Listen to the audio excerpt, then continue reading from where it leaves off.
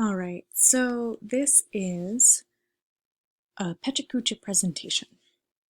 Now, I will have to warn you, as it is finals, I do not have it in me to give a 100% full formal Pecha Kucha presentation.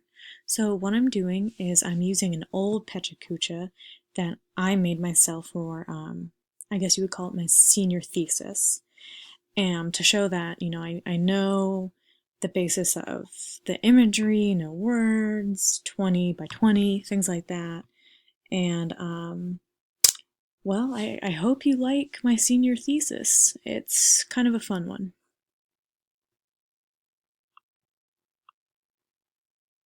All right, and as I said, I'm going to try, so I have my timer set up.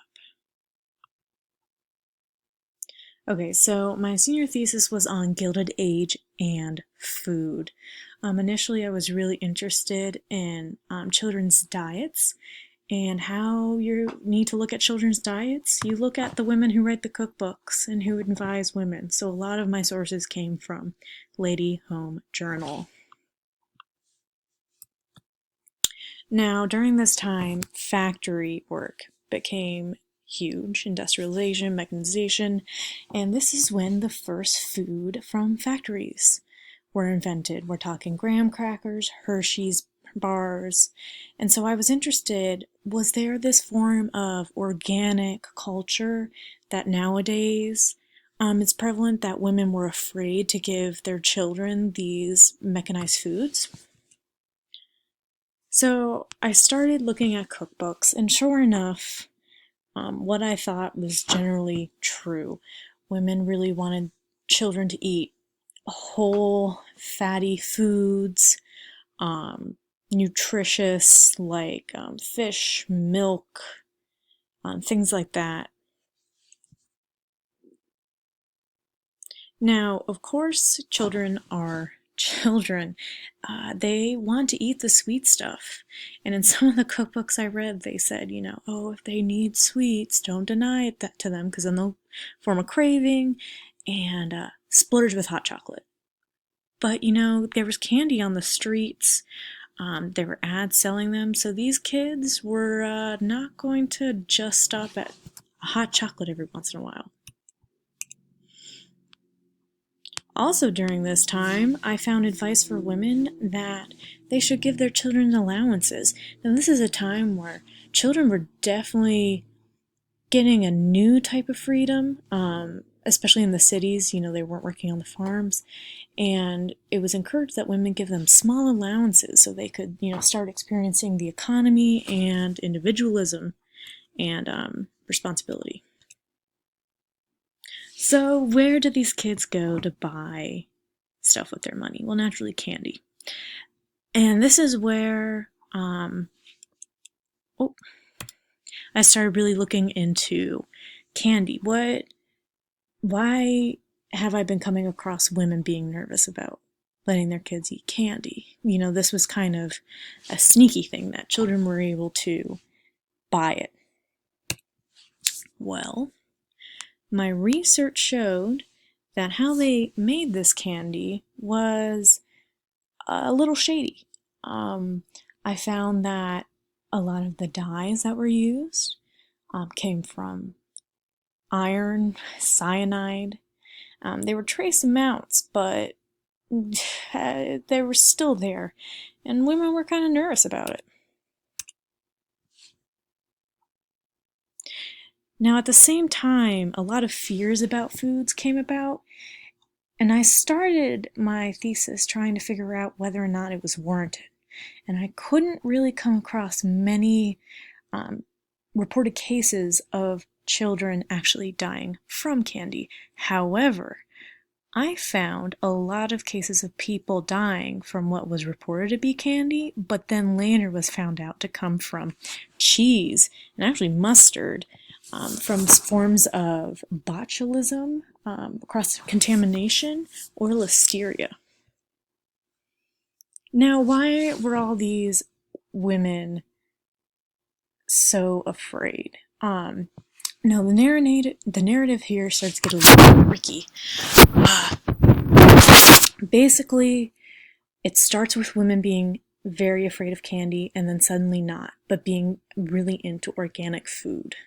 And I was wondering, where did this switch happen? Because there was cyanide, there were problems, but the reporting was shoddy. So what was causing all this? So, oh, basically, I found out that the New York Times was having some reporting problems, especially with the candy industry.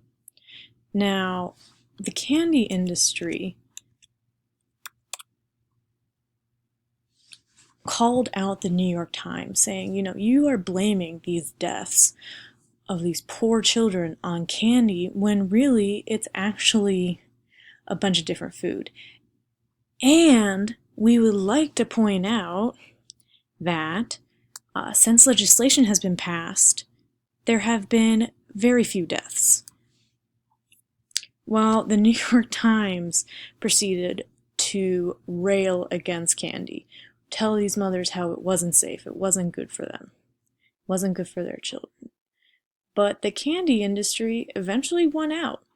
They eventually won the media battle, and after a few years, after the FDA was passed, and you get a little further into the Gilded Age, the candy industry was really positive in the media. And I was wondering why. Why was there this press battle, but a newspaper lost? I mean, you rarely hear about the press losing in this sort of thing, especially during the Gilded Age, because there were so many ridiculous things happening with hygiene. How did this happen? Well, like the tobacco industry hired experts to claim that smoking wasn't actually healthy, the candy industry hired experts to talk about how candy was actually really healthy for you. I had one source that was an expert nutritionist that said, you know what, you could eat 100% candy for your diet and still be healthy, because what was important? Calories. Candy has a lot of high calories. You could eat your whole day's worth of calories through candy and you'd be good.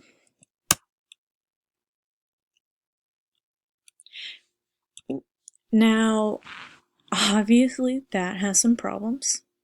And this is when dental hygiene was getting a little more noticed. And then there was some backlash about, well, okay, well, what about your teeth? But it wasn't as big as the fight before. Now,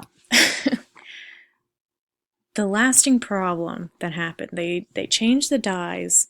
There wasn't a connection with getting sick. Now, however, there was still a problem with how they were getting the flavor into the candy that hadn't been addressed yet. A lot of the flavors came from the refuse of alcohol barrels. It could be whiskey or rum or anything that's shipped. They would just scrape out the sides, and that was the flavor.